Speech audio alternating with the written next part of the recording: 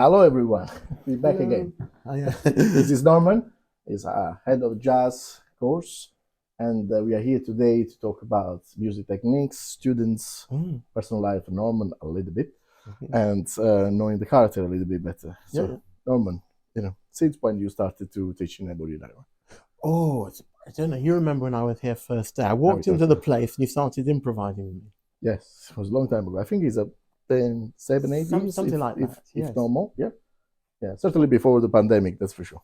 So the first day I arrived here, Gerardo walks into a room. I haven't met him before, and he starts jamming away and playing very quick notes. Okay. Very interesting. Okay, so you are the head of the jazz in Ebony and Ivory, and can we explain the exams board? How does it work? Grades and the procedure and the parts of the exams. Yeah. Right. So the ABRSM exams go grades 1 to grade 5. You have a scale structure which is based on modal and a Western scale in the C major. You have C major, Dorian on D, Mixolydian on G, all on the white notes. We have major pentatonic on C. Okay. I always explain it to my pupils. It's a bit like drinking orange juice. The major pentatonic on C is like a C major scale, but with the bits taken out. So it's smooth orange juice. So it's a smooth C major. With ice. Yeah. The 2 notes taken out of the octave. Okay. Pentatonic meaning 5 notes. It's 5. Yeah. 5. Yes. We take 5. Okay. We got arpeggios. Some of the scales can be swung, and some of them play straight. It's up to the examiner in an exam whether you go swing rhythm, Scooby Dooby Dooby Doo, or just a normal straight timing that you'd have in classical music. Okay, then we have the 3 songs, like the classical board. Just like similar markings, 30 marks each. But each piece has got varied ingredients. You've got the material in front of you as written, but you can change the notes. Okay. Not too much, just try and respect the material, but you can do some slight additions, you can broadening of the harmony. You have chord symbols going with the written music. And then you've got a solo for improvisation. Okay, then we have a quick study, I believe. We have quick study, yes. Quick study is the jazz version of the sight reading test, that you've got to play something back either from reading or by ear, whatever you're better at. Okay, and then the oral test at the end, which you said to me before that it has a slightly different part in the oral test. Yes, it's very interesting oral test. You've got to sing back as you would in the classical. You've got to clap rhythms, clap on a certain beat in the bar. Grade 5, clap on a certain quaver in the bar. Which is quite a good skill. And then you've got the improvisation section, which you can either play or sing, where it's a call and response. The examiner creates 2 bars of improvisation, and the pupil then has to perform 2 bars or sing 2 bars. I like that. That's it. Okay. Are you performing at the moment? Yes, a place called Ciao Bella. Okay. In Lamb's Conduit Street. Interesting. Italian, I believe. Italian, yes. Very Italian.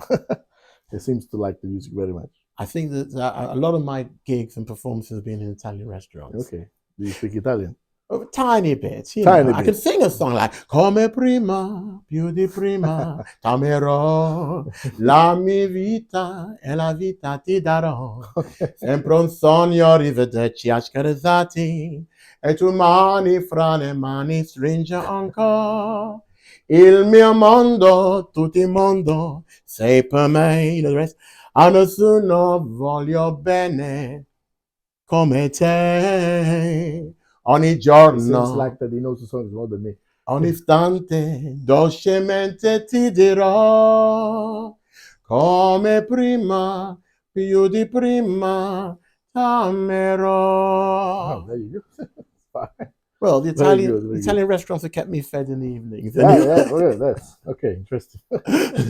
Do you introduce your pupils, your students, to jazz venues, to live performances? Yes, well, I have some of my pupils playing once a month at a jazz open mic at the Mill Hill Golf Club. Okay. The clubhouse. Okay. And the event is called Addicted to Swing. Nice. Okay. And quite a few of my pupils have actually played with a really good band. Fantastic bass player, brilliant drummer. Very nice. Mic'd up really nicely. How important it is for them to perform in front of people and pursue. I think it's fundamental, to build up more security, build up character, build up, continuity on the performance. That's so important. Interesting. How your lesson is based?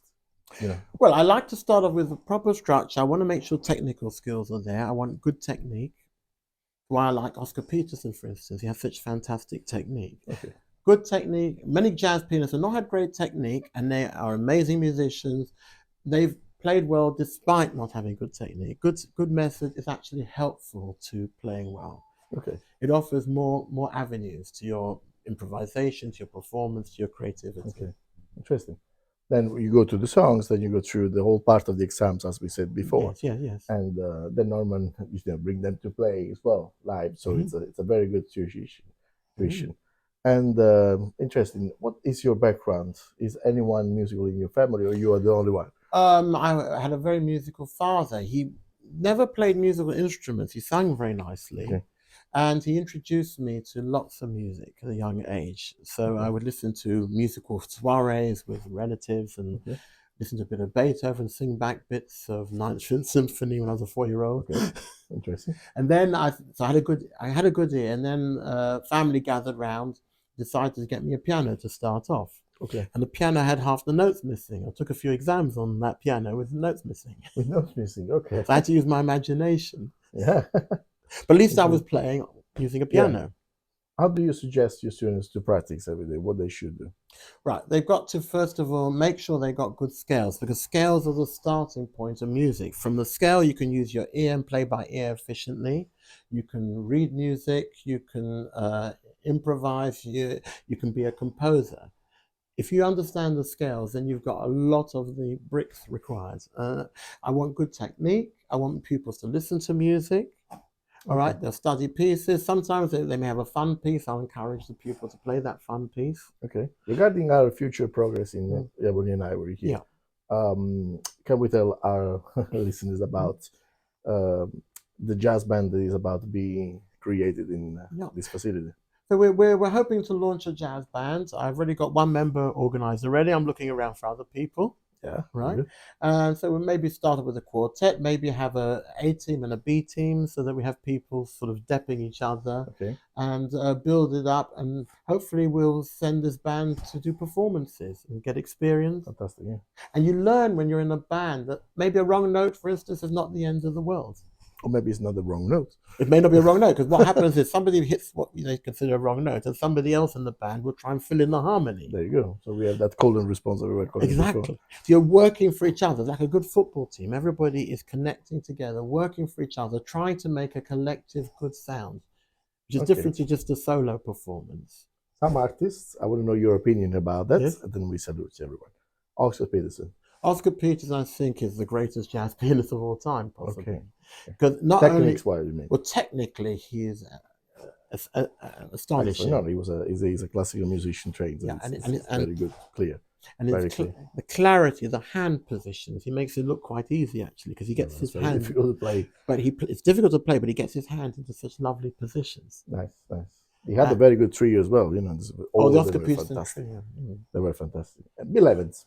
Bill Evans, beautiful tone. He started off in the Miles Davis band, I think, and he has this lovely, almost eclectic sound that's very warm. Interesting. More intellectual, I think, with those harmonies and chords.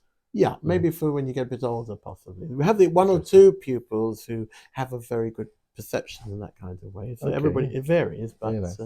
What's the difference, the main difference between a new calendar band and a Count Basie band? What do you think? The two characters, which one of the two, you prefer? I like them both. I mean, Count Basie did some work with Frank Sinatra. Yeah.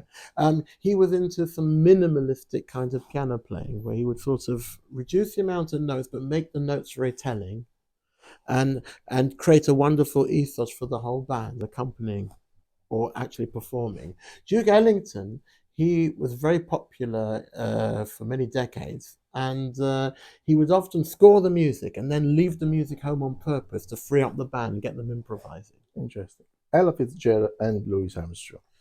Very different, I think, right? I mean, Ella Fitzgerald, beautiful tonality, all right, and great respect for a song that she would improvise. She would respect the melody. Okay. Not destroy it. So very precise in that. Very precise, and then come up with a lovely scat over the top and in the improvisation, which is very, very beautifully crafted. She's the greatest jazz singers ever. I think so. What do you think? Okay. I think Ella Fitzgerald. Louis Armstrong, wonderful personality, great trumpeter, and he had this lovely flow of almost being Mr. Jazz in many ways. Okay.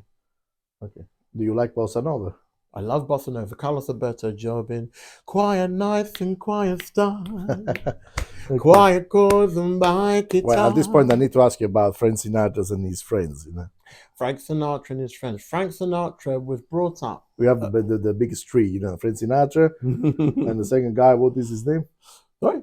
Come on. Well, we got which way I go. Oh, Tony Bennett. Yeah. Everybody loves somebody. Dean Martin, perhaps. Dean Martin, yeah. Yeah, very nice. Frank Sinatra started off performing with big bands. Okay. And he would share rooms with musicians, and he never forgot about the musicianship required in a band. So when he was singing, he would understand how the band was working. So he would place his voice in the context of the band.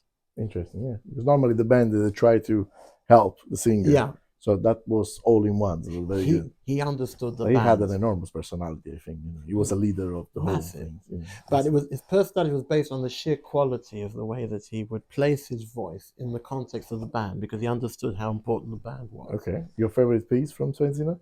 Frank Sinatra, oh, he's many great pieces. Very hard to say. I like. I have a favorite. I've got you, Cole Porter, under my skin. Okay. Is that your favorite one? Difficult, because there's so many great songs he did. I have a favorite song from Frank Sinatra. I have My Way. That's my favorite. And now the end is near. That's, I think, that shows the character of the.